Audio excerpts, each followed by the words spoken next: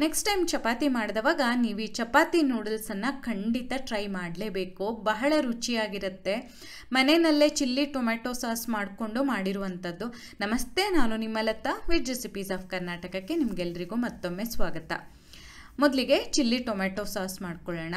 ಅದಕ್ಕೆ ಒಂದು ಬಾಣಲೆನಲ್ಲಿ ಅಥವಾ ಒಂದು ಪಾತ್ರೆಯಲ್ಲಿ 3 ಟೊಮೆಟೊ, ಒಂದೆರಡು ಒಣಮೆಣಸಿನಕಾಯಿ, ಒಂದು ಅರ್ಧ ಭಾಗದಷ್ಟು ಈರುಳ್ಳಿ, ಸಣ್ಣ ಚೂರು ಶುಂಠಿ, 4 ಎಸಳು ಬೆಳ್ಳುಳ್ಳಿ, ಸಣ್ಣ ಚೂರು ಚಕ್ಕೆ, 3 ಲವಂಗ, ಇವಿಷ್ಟು ಪದಾರ್ಥಗಳನ್ನು ತಗೊಂಡು ಅದು ಮುಚ್ಚುವಷ್ಟು ನೀರನ್ನು ಹಾಕಿ ಚೆನ್ನಾಗಿ ಟೊಮೆಟೊ ಎಲ್ಲ ಮೆತ್ತಗಾಗೋವರೆಗೆ ಬೇಯಿಸ್ಕೊಳ್ಬೇಕು.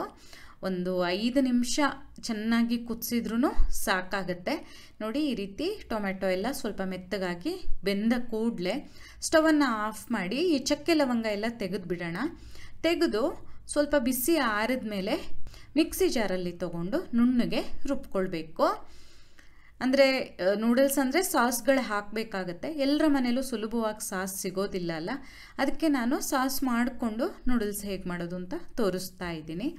ಈ ರೀತಿ ರುಬ್ಬಿ ಆದಮೇಲೆ ಇದರಲ್ಲಿ ಟೊಮೆಟೊದು ಅಥವಾ ಒಣಮೆಣಸಿನ್ಕಾಯಿದು ಬೀಜ ಎಲ್ಲ ಇರುತ್ತೆ, ಮತ್ತು ಟೊಮೆಟೊ ಸಿಪ್ಪೆ ಎಲ್ಲ ಇರುತ್ತಲ್ಲ, ಅದೆಲ್ಲ ಹಾಕಿದ್ರೆ ಅಷ್ಟು ಚೆನ್ನಾಗಿ ಅನಿಸೋದಿಲ್ಲ. ಹಾಗಾಗಿ ಈ ರೀತಿ ನಾವು ಅದನ್ನು ಫಿಲ್ಟ್ರ್ ಮಾಡ್ಕೊಂಬಿಡೋಣ. ನೀವು ಬೇಕಾದರೆ ಹಾಗೆ ಹಾಕ್ಬೋದು, ಆದರೆ ಈ ರೀತಿ ಫಿಲ್ಟ್ರ್ ಮಾಡಿಕೊಂಡು ಸಾಸ್ ಮಾಡಿಕೊಂಡ್ರೆ ಯಾವಾಗಲೂ ಇರೋ ಸಾಸ್ ಥರ ತುಂಬ ಚೆನ್ನಾಗಿ ಬರುತ್ತೆ. ಆಮೇಲೆ ಇಲ್ಲಿ ಕುದಿಯೋದಕ್ಕಿಡಬೇಕು. ಕುದಿಯುವಾಗ ರುಚಿಗೆ ತಕ್ಕ ಹಾಗೆ ಉಪ್ಪು ಮತ್ತು ಒಂದು ಸ್ವಲ್ಪ ಬೆಲ್ಲನ ಹಾಕ್ತಾಯಿದ್ದೀನಿ. ನೀವು ಸಕ್ಕರೆ ಬೇಕಾದರೂ ಹಾಕ್ಬೋದು. ಇವಾಗ ಚಪಾತಿಯಲ್ಲೇ ಆಲ್ರೆಡಿ ಉಪ್ಪಿರುತ್ತೆ, ಹಾಗಾಗಿ ನೋಡಿಕೊಂಡು ಸ್ವಲ್ಪ ಹಾಕ್ಕೊಂಡ್ರೆ ಸಾಕು. ಚೆನ್ನಾಗಿ ಒಂದು ಸ್ವಲ್ಪ ಹೊತ್ತು ಕುದಿಸಿದವಾಗ ನೋಡಿ ಈ ರೀತಿ ಗಟ್ಟಿಯಾಗುತ್ತೆ. ಈ ಹದಕ್ಕೆ ಬಂದಾಗ ಸ್ಟವನ್ನು ಆಫ್ ಮಾಡಿಬಿಡೋಣ. ಆಮೇಲೆ ಇಲ್ಲಿ ನಾನು 4 ಚಪಾತಿನ ತೊಗೊಂಡಿದ್ದೀನಿ.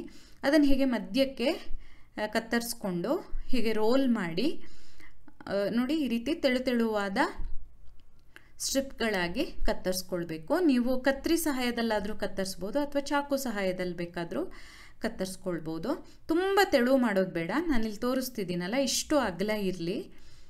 ಈ ರೀತಿ ಮಾಡಿಕೊಂಡು ಈಗ ನಾವು ನೂಡಲ್ಸನ್ನು ಮಾಡಬೇಕು.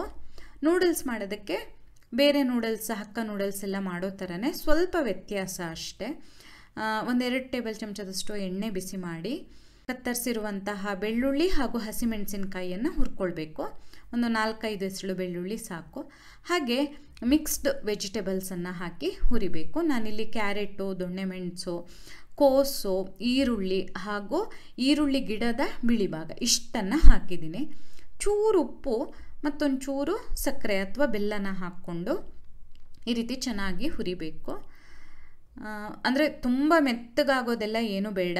ಸ್ವಲ್ಪ ದೊಡ್ಡ ಊರಿನಲ್ಲಿ ಅರ್ಧಂಶ ಬೇಯುವಷ್ಟು ಹುರ್ಕೊಂಡ್ರೆ ಸಾಕು.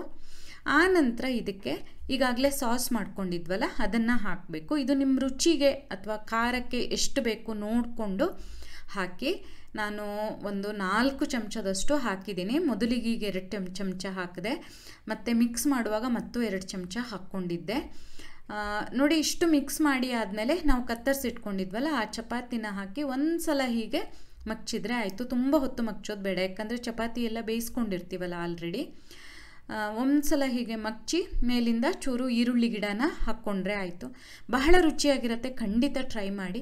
ನಿಮ್ಗೆ ಈ ವಿಡಿಯೋ ಇಷ್ಟ ಆದಲ್ಲಿ ಲೈಕ್ ಮಾಡಿ, ಶೇರ್ ಮಾಡಿ, ಕಮೆಂಟ್ ಮಾಡಿ. ಹಾಗೆ ನಮ್ಮ ಚಾನಲಿಗೆ ಸಬ್ಸ್ಕ್ರೈಬ್ ಮಾಡೋದನ್ನು ಮರಿಬೇಡಿ. ಧನ್ಯವಾದಗಳು.